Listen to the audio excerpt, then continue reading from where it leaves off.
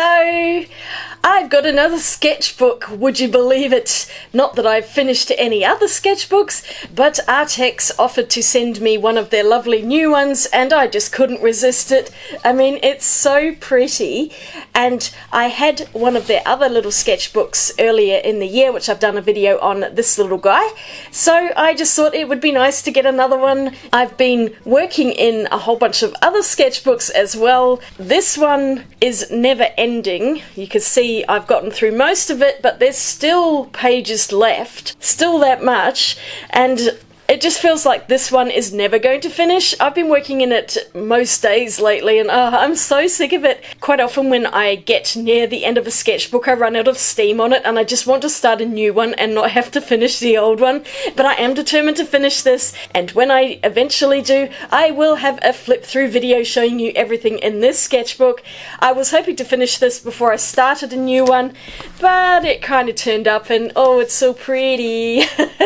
And of course, this big fella that I've been filming exclusively on YouTube, and I haven't gotten very far. I've bitten off more than I can chew with this book. It is so much bigger than I ever expected it to be. I'm going to start a new one. I may not do a cover page though, I'm just going to do some paintings in it, because this is also a really great opportunity to paint with my Holbein set, the entire set of 108 paints, which I've made a few videos on recently, filling this palette and showing you the big box of tubes. I have done no actual paintings, so today is a really great opportunity to do that in the sketchbook. Watercolors for a watercolor sketchbook. Let's get into it! Here's how this sketchbook arrived, all beautifully wrapped in plastic, at its most pristine, but now I'm going to open it and a blunt palette knife's not going to do it. Time for my sharp one. That was much easier to get the plastic off.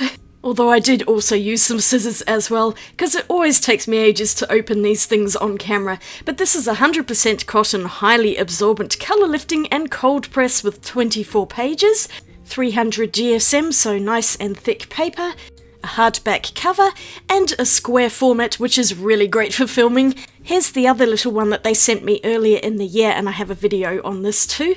Mine is starting to look a bit worse for wear on the back. I've had this in a case and it does get a bit scuffed. This sketchbook has hot press paper instead of cold press, and it's also 100% cotton, 300 GSM. And I'm just flipping through the artworks that I did in my previous video, but I've started painting on the other side of the pages that are empty. This little ghost is a new one, and then I've filled out a couple of page spreads with little floral designs and other random things. And overall, this has been a very cute little sketchbook to work in. Oh yeah, this one didn't work out very well. I made such a mess of the background. This is actually with the Holbein granulating paints, and yeah, the whole thing's a bit of a disaster. This one's unfinished and I'm going to do something with that. I've made a mess of the edges of the book, but I still have plenty of pages to use in this, and I find it very convenient to carry in a bag. But let's take a look at the cold press one, because I do prefer cold press paper, so I was curious to know if I would like this book even more. And what I do like about this one is that square format, and also that it's a bit bigger, along with the beautiful pattern on the cover. I think it's gorgeous.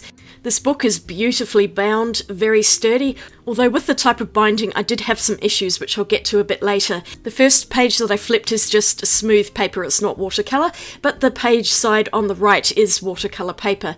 That cover page did not want to lay flat, and that's the type of binding, and it needed to be held open.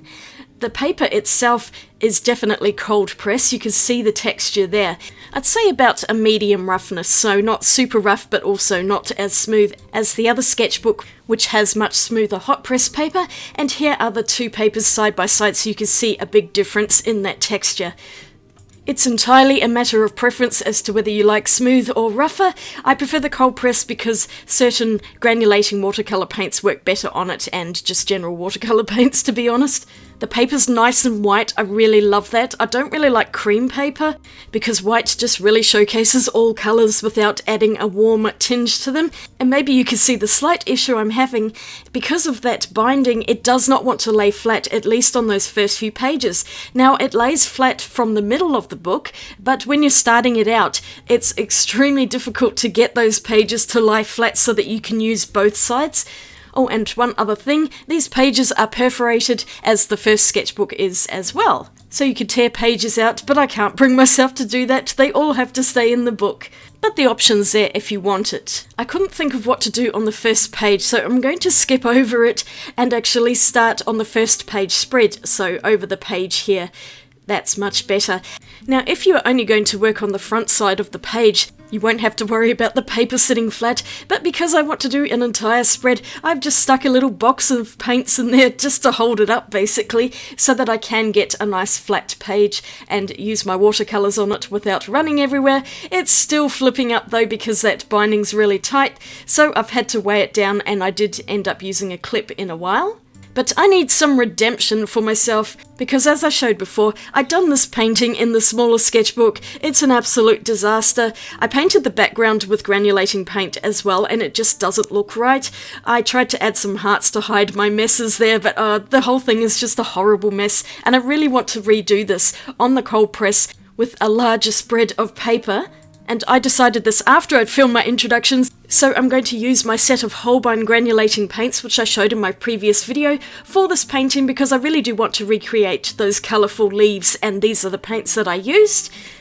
But I'm going to pick a colour from this big palette to paint the background, because the granulating one I used just wasn't doing it for me. I've got my clip out, now it's flat, and it's time to get drawing. And my picture is loosely based off this reference image I found on Pixabay. Colourful Monstera leaves, which is where I got the idea for the colour palette, and I thought the granulating colours would be perfect for this. I didn't want my leaves to be overlapping, so I've drawn them as singular objects, and then I will paint a background around the leaves, leaving a little white line. And yes, that was a disaster last time, but I'm going to try it again, if only as a reminder that not all artworks have to be perfect the first time. Sometimes you need a few goes before you can get it right. Now, I'm just drawing with a plain old graphite pencil here in an HB, and the pencil was perfectly fine on this paper. The paper's not too rough that it makes drawing difficult, and I was getting pretty good at drawing these leaves by the end of this. I ended up rubbing almost all of it out afterwards, of course, leaving just a faint line.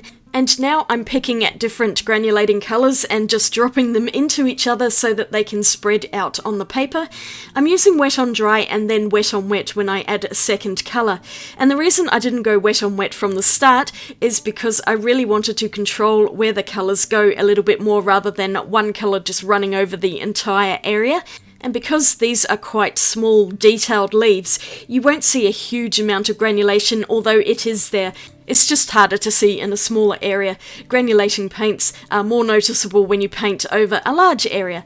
I'm really enjoying the full set of granulating paints as a 24 set because there is such a wide colour variety, and they do work together very well. I'll link my full review on those paints at the end of this one if I remember to.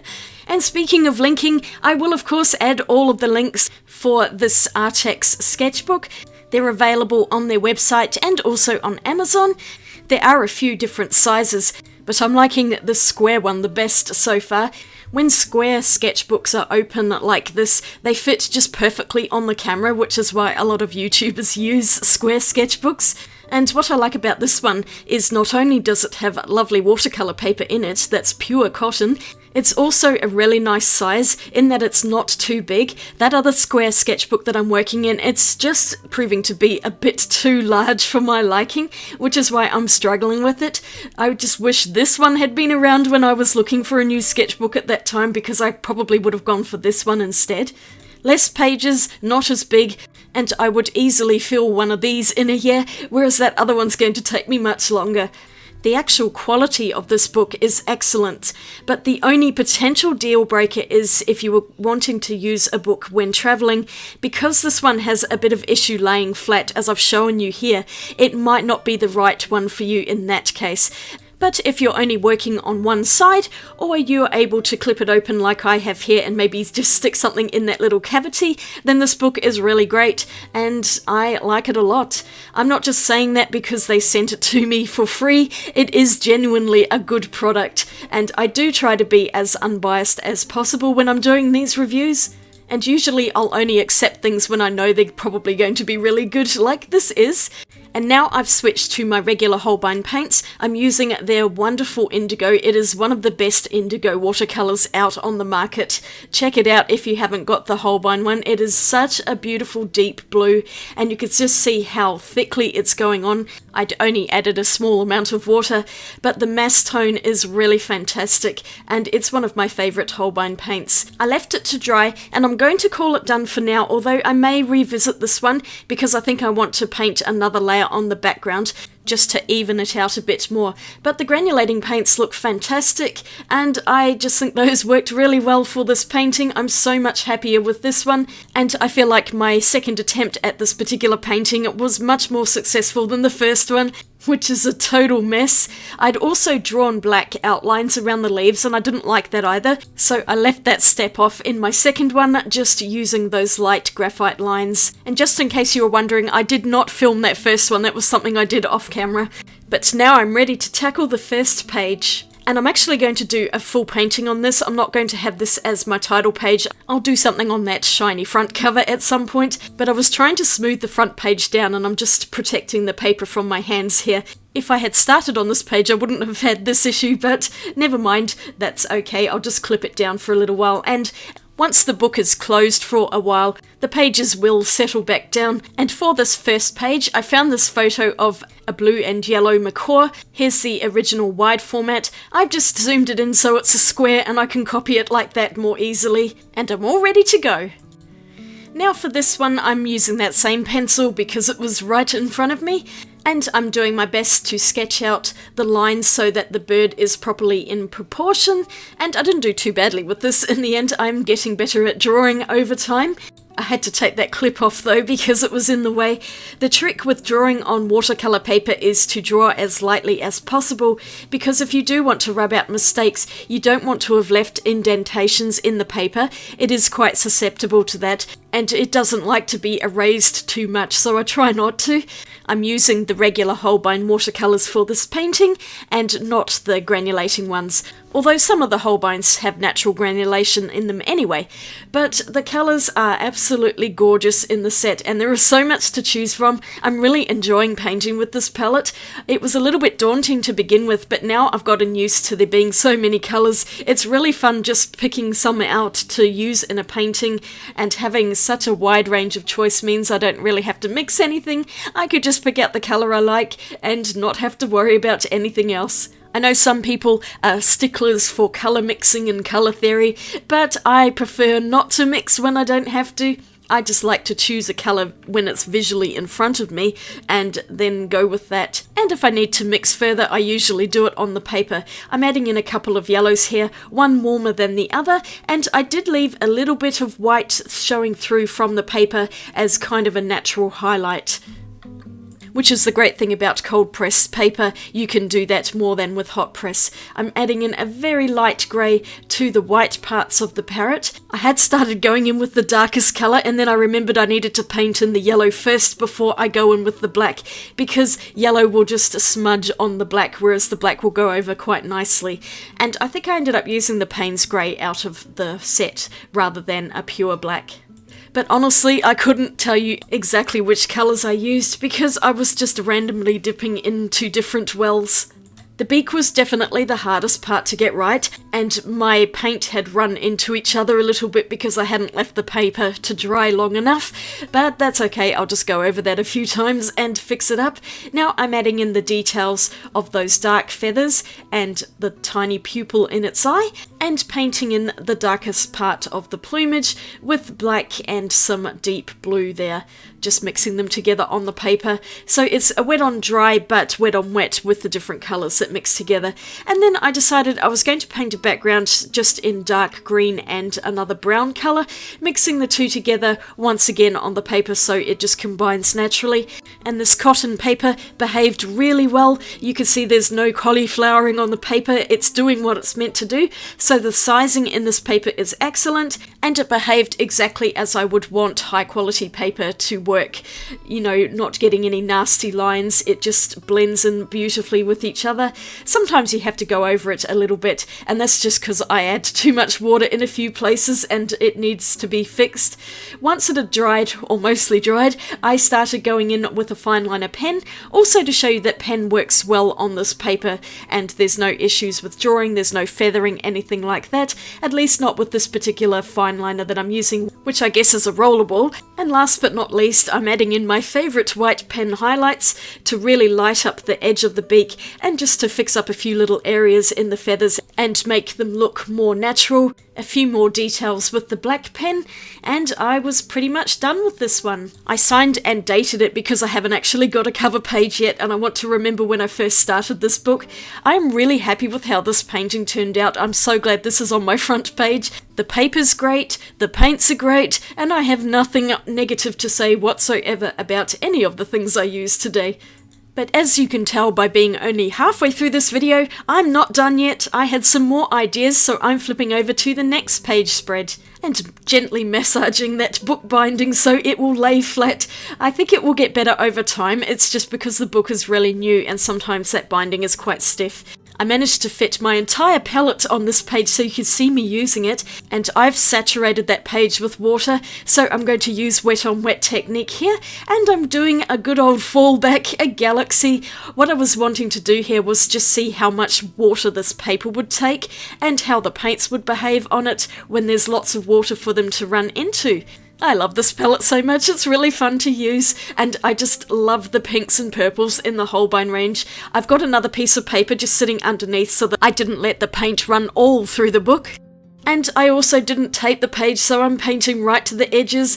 I'm a very messy sketchbook artist, I've decided. I always end up just getting paint everywhere, all over the edges of the pages and things, but there's just something about that that really pleases me. I don't like having super neat and tidy books. I want them to feel like they've been used and loved, rather than always being perfect and aesthetic. I mean, nothing in my life is like that. You've seen the state of my studio. But anyway, I let this dry completely and you can see that colour shift. Watercolours do naturally dry a bit paler than when you first start out. So I'm going over with another juicy layer. I had delicately re-wet the whole paper without trying to scrub the lower layer, and that's worked perfectly fine. I didn't get any lifting. And that's also another property of cotton paper, that once the paint is dry on it, it doesn't lift as easily as on wood cellulose paper, at least in my experience. If you've never painted a galaxy, I suggest doing one. It is such a fun experience because you can basically drop any colours you like to make your galaxy. I tend to prefer pinks and purples in the central part and then move out to darker blues and blacks in the very outer edges of it. But greens and blues would look nice as well. And once my paper was mostly dry, I started flicking on some of the white watercolour. But you can see that when it's fully dry, that white goes a lot more transparent. That gives the impression of distant stars, and now I'm using my opaque white pen to really bring out some of those bright, bright stars in the foreground and just make it look a bit more like a starry sky. I'd smudged some of the white there, so that's now a comet. I totally meant to have that there.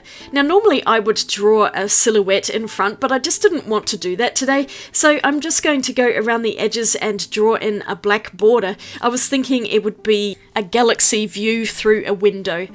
And I'm colouring in using one of my rollerball pens here. This is a 0.7 Uniball, and this ink is waterproof, although it doesn't matter at this point because the water is gone from this picture and I'm not going to add any more. 2 layers of paint was sufficient today, which is great. Sometimes I have to add 3 or 4 layers, but you can see how vibrant the colours are just with a couple of them.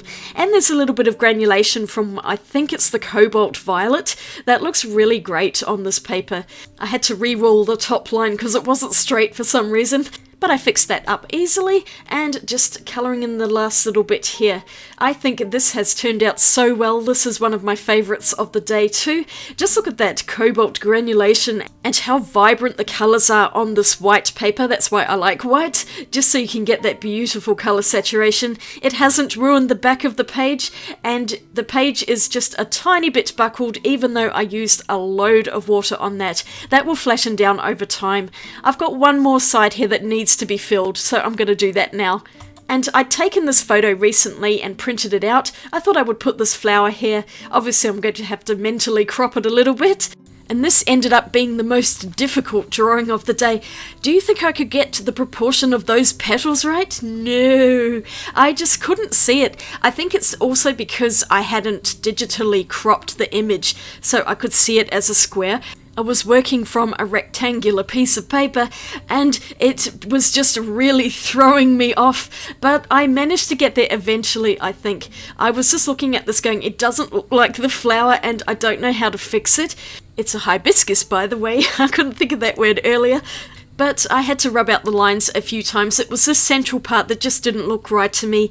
And of course the petal is going off the picture a little bit as well. But it is in the photo anyway, so I'm not too worried about that. I ended up darkening my sketch quite a bit because I just couldn't see it when it was too light and it didn't look right.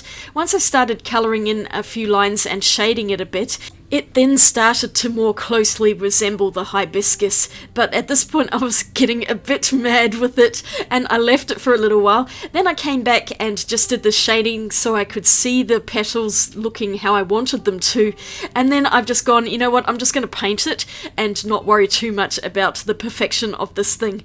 I decided to switch this into a more pop art kind of vibe, so I'm going in with this really pretty pastel green. I'm pretty sure it's called compost green. It's such a lovely colour. I'd seen it in the palette and decided this was going to be my background. I'm just choosing one colour rather than a few colours like I did in my parrot painting. Once that had dried, now I'm going in with some pink for the hibiscus, and I really only used a few colours for this painting. 4, maybe 5 of them. I think I added in a second purpley pink that was a bit darker because I needed to get a little bit more shading in the central part of the flower. I love this bright pink against that pastel green, and Holbein have some amazing pastel colours in their watercolour range. I'm so glad I have them all now. I think they might even have a set that's just the pastel colours, and yes, I would highly recommend them because they're really gorgeous. And once again, they look beautiful on this lovely bright white watercolour paper. A lot of brands tend to have the cream colour paper, which is perfectly fine, but like I said, it brings out that warm undertone, which is desirable for a lot of people. I'm not saying it isn't, but I do tend to gravitate towards white paper. Even with a brand like Fabriano, I'll go for their bright white rather than the regular white, which is a lot more off-white. It's just a matter of preference, really. And sometimes I want my colours to stay cool and not go to the warm side.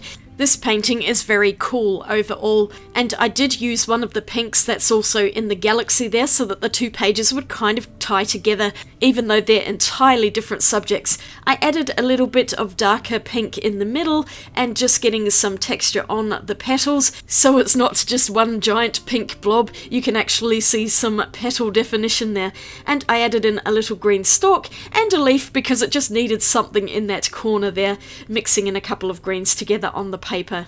I could have left it like this, but I decided I'm going to outline everything and make it really stand out, give it that illustrative feel, and make it more pop art-esque, if you will. The shape of the flower did actually turn out pretty well, and I'm glad I added in the lines because I was able to get a bit more of the shading detail by hatching in the central parts of the petals, and also for this huge stamen area, I just wanted to get a bit more detail on those. I'm also going to add another colour you'll see in a little while. I had to draw cartoony lines on the leaves. I couldn't leave it blank. Just sketching in that central part, I think this just makes the whole flower look so much better, and I was feeling a lot happier with it at this point. Sometimes if something isn't working, I just need to go in a different direction with it and I'll get something completely unexpected but much better than what I was originally going to do. Of course, it wouldn't be complete without those juicy white highlights, so I'm getting out that white pen again. This really gives it that cartoon vibe, which I'm quite enjoying at the moment. Not for everything, but it worked really well for this particular flower. And now, one last thing, a bit of gold paint pen from the Arrtx paint pen collection. And I just added in some dots on the stamens and around the picture to kind of tie it all together. I am so happy with this one as well. I thought it was going to be a total disaster to begin with, but it ended up being really great, and I was using the tiny sketchbook to prop up the pages. It has multiple uses. And I'm really liking the little pop of shimmery gold on the stamens and in the background. So that's pretty much everything I got done today. I shall flip through all of the pages, and the front cover will not lay flat anymore because I've had it open for so long. Whatever, it doesn't really bother me. So I will do a cover page here at some stage, but I couldn't be bothered today. Here's my first painting of the macaw. I love how this one turned out. It's probably my favourite of the day. This leaf design was more successful than my first attempt, although I feel like it's a little bit unfinished, so I might do something else to that. And I love this page spread. This is so fun. The pink just stands out so much. And look at all these empty pages that I have to fill, along with all the other sketchbooks. I've managed to make a mess of it, of course. But in some ways that's good because it makes the book feel less precious, and then I can actually paint in it without worrying about making a mess because it already is one. I love the square sketchbook, and the little one is also cute. I think they have got the most fantastic designs on them. They're great quality and they're reasonably priced as well compared to all the other sketchbooks on the market, and I particularly like the square cold press sketchbook. It's gonna get messy. Well, I hope you enjoyed that. It's always fun to try out new products. I mean, I know I said at the beginning of the year I was taking a break when it came to getting new supplies in, but it's pretty hard to say no sometimes when such lovely products first come out on the market, and it's so tempting. And I always love sketchbooks. I find those the hardest to say no to, clearly. But I want to say a huge thank you to Arrtx for sending me the sketchbook. I really love it. So if you enjoyed this video, I'd really appreciate a thumbs up. Let me know what you think in the comments, and go ahead and click subscribe if you want to see more of my videos. I'll link the video to this book up here, and I'll have another video over here. I hope you're having a great day and that you're getting some art done, and I will see you all again really soon in my next video. Swatch you later. Bye!